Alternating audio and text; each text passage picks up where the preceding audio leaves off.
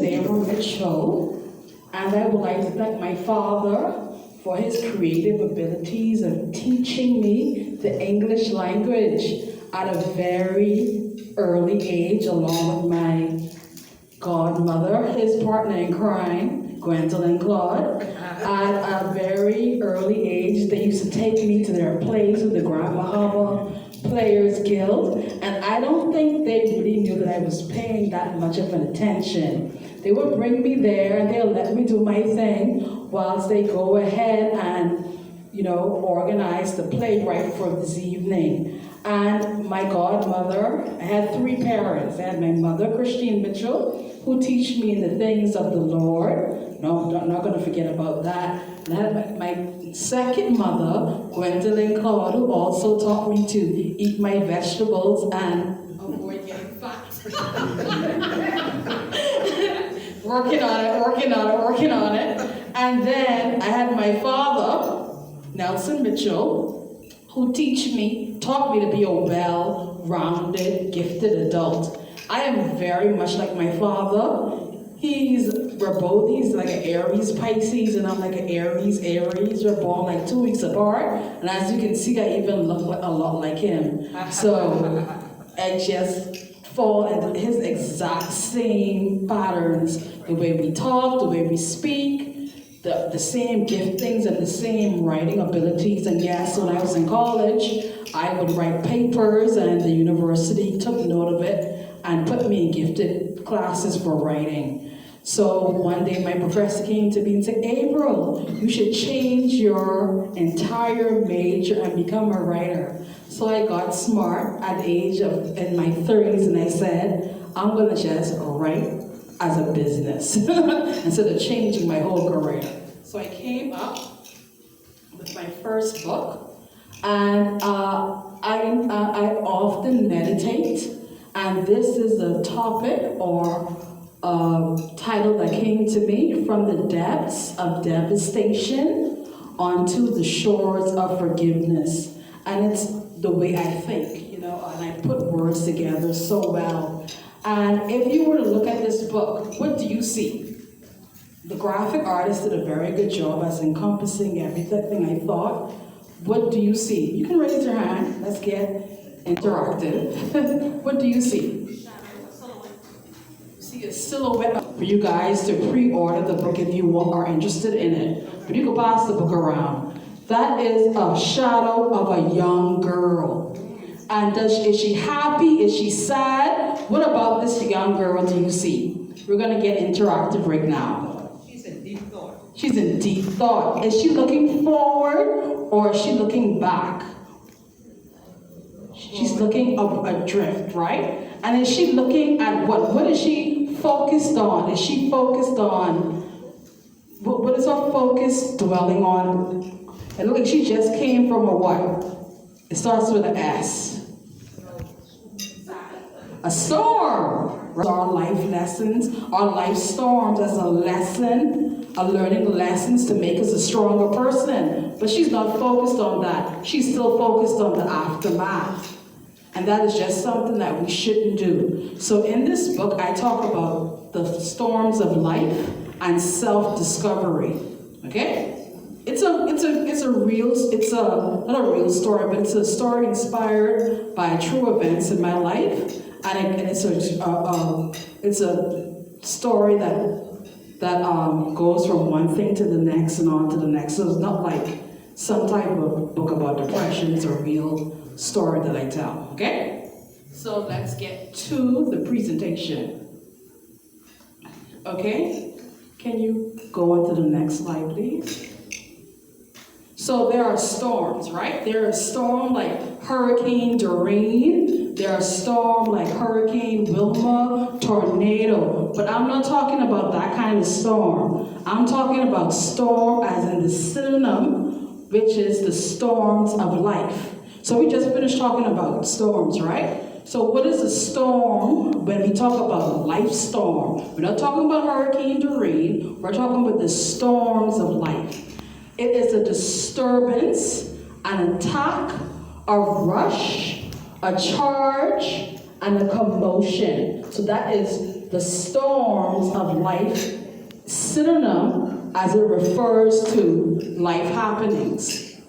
And it's also called a tempest. That's not a word that is used regularly in the human dictionary, but that is the name of the character in this story. Her name is Tempest. She's tempestual, she's stormy, she's moody. So I called her Tempest. And Tempest could be anyone. Tempest is not just the character in the book. Tempest describes a place that we are at in our lives when things aren't going as well as planned. So we call that tempest, okay? So at any point in time, we can have a tempest in this room. But please stay calm. Okay, so everyone goes through a storm in life. The way we are raised, doctors say, or our chemical composition equips us to manage life stresses. If there's a hurricane or rain that comes, normally we're often prepared. We have meteorologists, right? So we have meteorologists that's going to tell you, do not go out this weekend, rain is coming. But in life, sometimes we're left unaware. We're without our umbrellas, we're without our shelters, and the mat is just completely taken from underneath us. So what do we do? What do we do when the storms of life comes and take us unexpectedly? Some people depend on God. Some people depend on inner strength. But we have to depend on something to take us by. Other than that, we will just get squished away. Next slide. In the book, the character named Tempest goes through many storms in her life, like a continuing cyclone. In the story, you'll hear of the many disastrous things that happen in her life. And why are these things happening? The self-negativity that she manifests in her life is through her own thinking. Okay? Through her own thoughts. The things she decides to dwell on, we focus on. It becomes a outer demon kind of, and we keep on focusing on the same negative things and not learn to let go. Okay? Where do we find these necessary tools to stand firm from the storms of life? The minute she decides to take her mind off of her distractions and put her mind on her inner strength and her God, things took a change in her life. Okay? So now we will talk about depression. What is depression? See? Depression. We have storms that are depression. They call it depression. We have a depression coming in at this weekend, so stay inside, get your umbrellas. It's the same thing that happens in life. Depression, negativity depresses, compounds the brain, and it becomes so stressful that you're not able to think clearly. So they say depression is a state of feeling sad. So it comes out of emotions such as sadness, dejection. You refuse to be around people. You don't want to be bothered.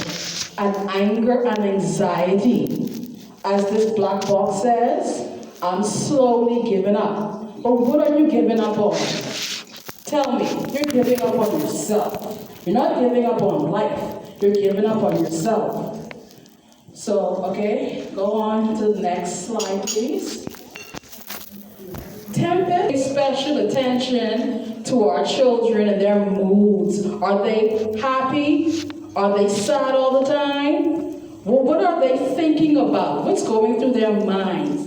Get in constant conversations with your kids. Don't let them just slip through your busy life where you're not getting into what they're thinking before it becomes a bigger issue in their adult life, like what had happened to Tempest in this story. Tempest's parents didn't see eye to eye. So Tempest runs to religion as a way of escaping her reality. She was in church one day and she heard the story about Jesus Christ paying it all for our sins, and God was a God of love. And because things weren't going the way she felt things should go in her early childhood, she thought, well, maybe she should turn to this Jesus and he would make everything all right. But is that what realistically happens in life? Is that what God calls to do, is supposed to do? Just solve all your problems the minute you say one hallelujah or prayer? The power is within. Say it, people, the power is exactly. Then Tempest embeds herself on achieving good grades to be accepted by her peers. Her parents are of two different cultures. So in this story we discuss biculturality. Biculturality, that is a word, where her parents are of two cultures, and her father's culture was said to be less human than her mother's culture, so that made her feel unwanted or less than as a child, which she kept private to herself. So let's go through some quotes of depression. Deep inside, where nothing's fine. I've lost my mind. Go ahead to the next slide. Sometimes the worst place can be is in your head, like literally, when you're depressed. Next, say, how are you? Are you fine? Really? You don't feel well, and everybody goes through a state of depression. For most people in adolescence, I remember when I was going through adolescence, I thought my nose was too big for my face. I thought my nose was like this big, you know? And it wasn't true because you can barely see it, but that's just the image that tainted my mind. Are you really, that was just chemicals going through my body because of adolescence, and then I had bumps on my face. Are you fine? No, but you're confused, you're fragile, you're anxious, you feel defeated, lonely, rejected, and pathetic. You feel like because you're going through something that makes you a weak person, but does it? Everybody goes through something. Trials and tribulations that we face don't make us weak. It comes to make us the strongest person. And I know it's a common cliche, but it does. The minute you are able to get through one step and one stage in your life to the next stage, you become more wiser and stronger with life-changing goals that you can go on and help somebody else strategically come out of their problems as well. Am I talking too much? Okay, go ahead. Next slide. Pain changes people. But how does it change people? It can change you for the positive or the negative. It didn't say pain changes people for the negative or for the worse. It says pain changes people. It's up to you to determine how it will change and impact your life. Tempest is a quiet storm. She holds on to everything, like water in a cup. Everything that pours in, it doesn't come back out. She never tells her parents or her friends or her teachers what's going on in her head. They think everything is fine. She tries to be her own superhero. She feels that her nationality of being half patrician, and that was the word patrician and a Nubian are two made-up words. It's a fictional story with fictitious words and fictitious people as not to offend any culture. So the Nubians and the patricians were words that I used to describe two types of culture in the book. She shows to be an intellectual mind by her teachers, but when there is time to perform on a test, she fails miserably. She is distracted by the domestic disturbance at home. Not until her parents separate till she finds peace and her grades begin to soar. So eventually things do become better for Tempest. But for how long? So this is something describing Tempest emotions, childhood depression. And yes, that is a psychological state that actually exists. Children do go through depression as well. Irritable or anger, social withdrawals. There are some kids that never want to play with other children. When you see those things happening, you should look to something that you should look out for. Social outbursts or crying. Difficulty concentrating, like Tempest had difficulty concentrating in school. Low self-esteem or guilt. Tempest thought she was the prettiest girl. Fatigue and low energy, sleeping all the time. Increased sensitivity to rejection. The minute you say no to a child, they just go crazy. They can never accept when you tell them no. Those are signs and symptoms of a type of depression in a child. Now this book isn't only about depression, but this is just one side of the coin that I decided to write about, tell you about, because I thought it was the underlying theme. Next slide, please.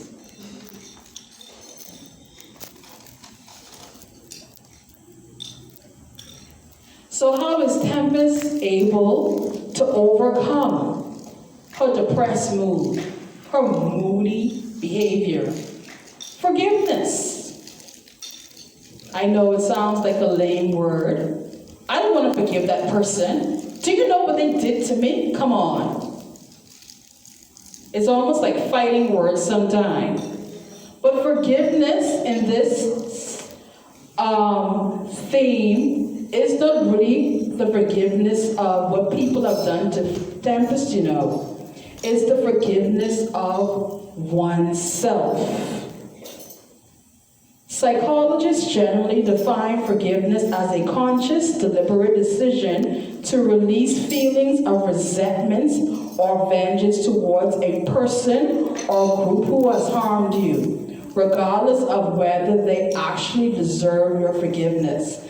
That is the common word or definition for forgiveness. But in my definition, I say letting go of past emotions to move on to greater heights in one's reality or self.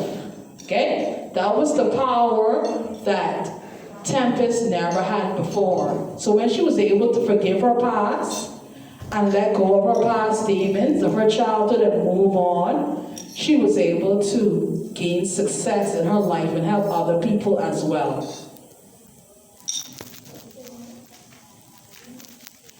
Next slide, please. Next slide. Okay, sorry, I can see. Yeah, it's hard to see the glare. So who teaches Tempest this forgiveness? God does. She was in a church ceremony one day, and she heard her priest in a Catholic ceremony talk about forgiveness, and she bawled up crying without telling you too much of the story.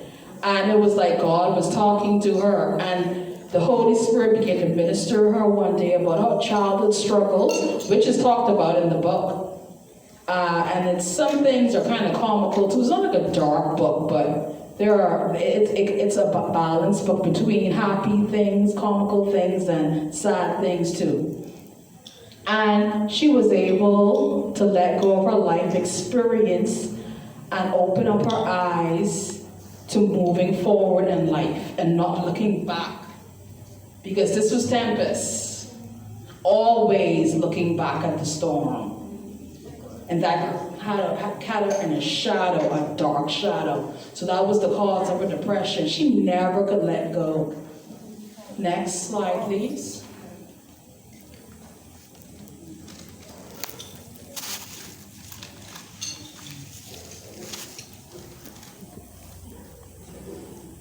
Okay, how much minutes more do I have, Ma?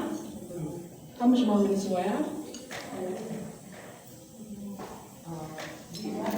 The introduction to the book. Just one page. The structure of my childhood home in the ghetto of Old Man's Point stands no more today. It has been destroyed by the hurricane that swept it all away. Like that old poverty-stricken house, I weathered many storms in my life. Tempests that left the very clothes on my back tattered and torn. The wind of this storm came in diverse ways. Violently, it would sometimes blow with deafening, boisterous screams, chastening the sanity of my cognizance. Noises that shattered my heart like broken glasses, or at times it would whisper airy sounds of jealousy, discrimination, insecurity, and hate that left me perplexed with fear, wide awake like a cold winter night. Wet with the rain of my tears, wondering when this catastrophe would all go away, gone with the wind are my childhood pictures, only captured in the memory banks of my mind, left only to be forgotten in the sands of time. The cyclones of self-destruction that whirlwind all around me, well into my adult age, sought to carry me in its fury. When the sea came in, I could barely keep my head above water with each wave that passed. Weighed down with past things, I clenched onto as it threatened to drown me in its sea. See, the past thing she held onto almost was keeping her back in her life. I had to let go for my very survival and hold on to a simple prayer. The calm after the storm came and the sun began to shine. I had no former memory of what was. It seemed that the waves washed it all away. What was I left with now after everything in my history had been destroyed? Drifted onto the shores of safety, I gasped for fresh air. I reached into my pocket and withdrew a picture of a little girl who seemed so sad and afraid. A little girl unsure about her future, wondering what tomorrow would bring. I set a fire aglow and cast the photo in it. She didn't want to remember her sad times and watched it burn away. Ashes to ashes and dust to dust, I said in dismay. Things are said to be lost in a fire, they say. By the power of love, the chains of my past that weighed me down for so long had been broken, and I found the freedom to truly live. When I discovered through love the power of forgiveness, it changed my reality. When I decided to forgive and let go of others, I found myself. I released the fear of hurt, and I opened my heart to God and found the beauty of true love. In wrapping up, I would like to say the book is fictional because names, places, and situations were changed to adhere to the privacy and sensitivity of certain individuals. Some situations may have been exaggerated to care, but all in all, it is inspired by my struggle to find inner peace. I knew what it was like to be rich, and I knew in life what it was like to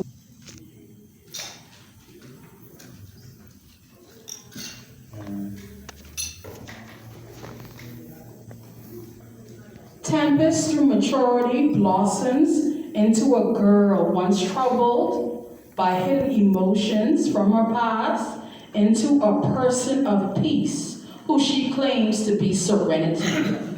Yes, Tempest changes her name to the character Serenity. Serenity, a woman of faith, a woman of value, a woman of God. Serenity was Tempest. Tempest was once me. Thank you.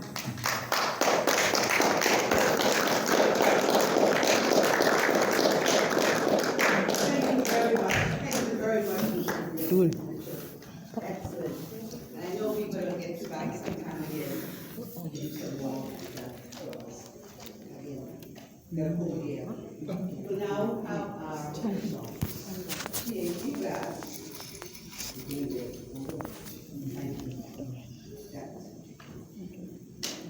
Okay. Okay. Yeah.